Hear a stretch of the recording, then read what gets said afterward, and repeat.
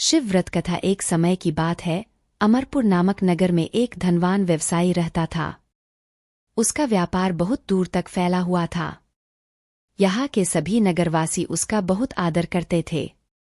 उस व्यापारी के पास किसी भी चीज की कमी नहीं थी, लेकिन फिर भी वह अपने जीवन में सुखी नहीं था। दरअसल उस व्यापारी का एक भी बेटा नहीं था, जिस कारण हर समय उसे यही चिंता सताती थी कि उसके मरने के बाद उसकी संपत्ति की देखभाल कौन करेगा। वह व्यापारी बेटे की चाहत में हर सोमवार को बाबा भोलेनाथ की पूजा करता और शाम ढलते ही मंदिर जाकर शंकर भगवान के सामने दीप जलाता था। एक दिन मां पार्वती उसकी श्रद्धा भक्ति से खुश हो गईं। उन्होंने बाबा भोलेनाथ से उस व्यवसायी की इच्छा पूरी करने के लिए प्रार्थना की। इस पर भगवान शिव ने कहा, इस दुनिया में हर किसी को उसके कार्यों के आधार पर फल मिलता है। भगवान शंकर के समझाने पर भी पार्वती जी नहीं मानी। वह लगातार बाबा भोलेनाथ से यही कहती रहीं कि उस व्यापारी की इच्छा पूरी कर दीजिए। अंत में शिवजी ने मां पार्वती के अनुरोध पर उस व्यापारी को बेटे का वरदान दे दिया। आशीर्वाद देने के बाद भगवान शंकर ने पार्वती माता से कहा, ने आपके अनुरोध पर उस व्यापारी को बेटे की प्राप्ति का आशीर्वाद तो दे दिया, लेकिन उसका बेटा केवल 16 साल की उम्र तक ही जीवित रहेगा। यही बात भगवान शिव ने उस व्यापारी के सपने में जाकर उसे भी बताई।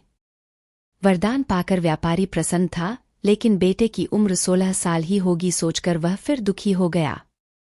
वह पहले की तरह फिर से हर सोमवार को भगवान शंकर की पूजा करने लगा। कुछ महीने बीतने के बाद उसके घर में एक बच्चे ने जन्म लिया, जो बहुत सुंदर था। उसका नाम अमर रखा गया। बेटे के जन्म के साथ ही व्यापारी के घर में खुशियां छा गईं। बेटे के जन्म की खुशी में एक समारोह का भी आयोजन किया गया। इस जश्न के माहौल में व्यापारी अभी भी दुखी था। हर समय उसे यह डर लगा रहता था कि उसका बेटा अधिक दिनों तक जीवित नहीं रह सकेगा। धीरे धीरे समय बीतता गया और उसका बेटा अमर 12 साल का हो गया। एक दिन व्यापारी ने अपने बेटे को अपनी पत्नी के भाई दीपचंद के साथ पढ़ाई के लिए बनारस भेज दिया।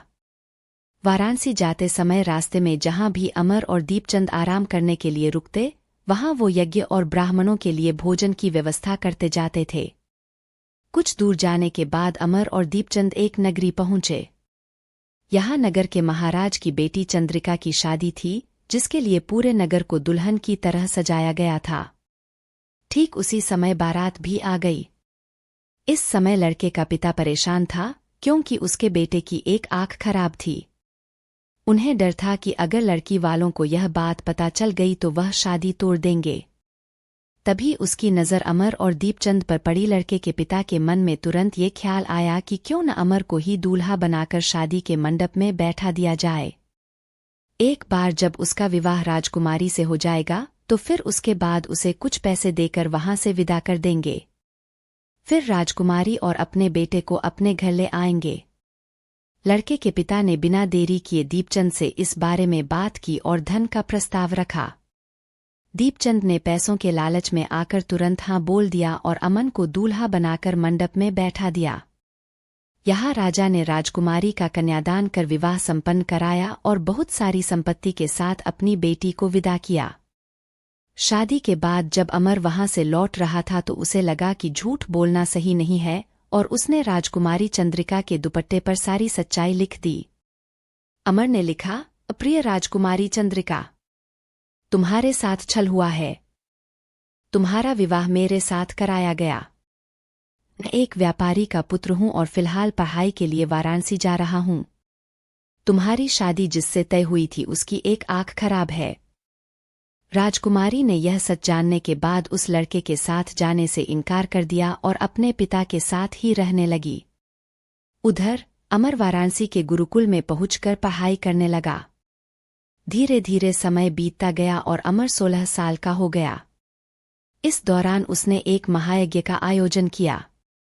यज्ञ समाप्त होने के बाद अमर ने सभी ब्राह्मणों को खाना खिलाया और उन्हें कपड़े दिए। सारे काम खत्म करने के बाद अमर रात में अपने कमरे में सोने चला गया। भगवान शंकर के वरदान के मुताबिक उसी रात अमर के प्राण चले गए। अगली सुबह जब दीपचंद उसके कमरे में पहुंचा तो उसने देखा कि अमर जीवित नहीं है। वह जोर जोर से रोने लगा। उसकी रोने की आवाज सुनकर आसपास के लोग भी इकट्ठा हो गए और अपना दुख जताने लगे। दीपचंद के रोने की आवाज भगवान शिव और मां पार्वती के कानों तक भी पहुंची। यह सुन माता पार्वती ने कहा, जय स्वामी, मैं दीपचंद के रोने की इस आवाज को बर्दाश्त नहीं कर पा रही हूं। कृपा करके इसके दुख को दूर करें।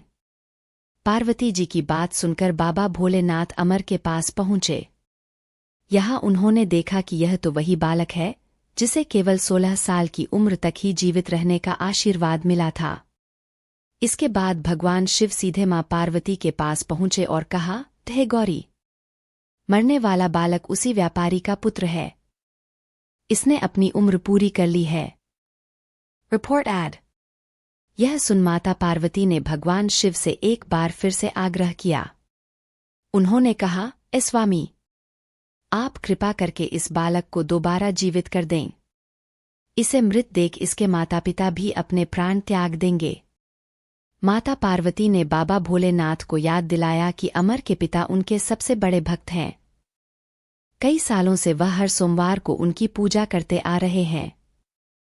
मां गौरी के अनुरोध पर भगवान शंकर ने अमर को जीवित होने का आशीर्वाद दिया और अमर दोबारा जिंदा हो गया। कुछ समय बाद जब अमर की पढ़ाई पूरी हो गई तो वह अपने मामा दीपचंद के साथ वापस अपने गांव चला गया। चलते चलते दोनों उसी नगरी में जा पहुंचे जहां राजकुमारी चंद्रिका से उसका विवाह हुआ था। यहां पहुंचकर अमर ने एक महायज्ञ किया। तभी पास से गुजर रहे उस नगर के महाराज ने महायज्ञ होते देखा। महाराज ने एक ही पल में अमर को पहचान लिया और महायज्ञ के समाप्त होते ही वो अमर और दीपचंद को अपने साथ ले गए। कुछ दिनों तक उन्होंने अमर और दीपचंद को अपने महल में ही रखा। उसके बाद महाराज ने संपत्ति और कपड़े देकर राजकुमारी को अमर के साथ भेज दिया। महाराज ने रास्ते में उनकी रक्षा के लिए कुछ सैनिक भी भेज दिए। दीपचंद भी महल से अपने नगर पहुंचा और दूत के हाथों अमर के आने की सूचना व्यापारी तक पहुंचाई। व्यापारी को जैसे ही पता चला कि उसका बेटा 16 साल की उम्र के बाद भी जीवित है तो वह बहुत खुश हुआ। दरअसल व्यापारी और उसकी पत्नी दोनों ने खुद को एक कमरे में बंद कर लिया था। वह बिना कुछ खाए पिए अपने बेटे का इंतजार कर रहे थे। दोनों ने यह प्रण लिया था कि अगर उन्हें अपने बेटे की मौत की खबर मिली तो वह भी अपनी जान दे देंगे। दूत की बात सुनकर व्यापारी और उसकी पत्नी नगर के अन्य लोगों के साथ अपने बेटे के स्वागत के लिए नगर के गेट के पास पहुंचे। यहाँ उसे पता चला कि उसके बेटे की शादी एक राजकुमारी से हुई है। वह दोनों साथ में आए हैं तो उनकी खुशी दोगुनी हो गई। बेटे और अपनी बहू का स्वागत उसने काफी धूमधाम से किया।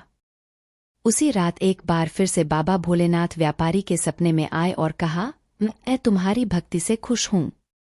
हर सोमवार को तुम मेरी पूजा करते हो, इसलिए मैंने तुम्हारे बेटे को लंबी उम्र का वरदान दिया है। भगवान शिव की यह बातें सुनने के बाद व्यापारी बहुत खुश हुआ।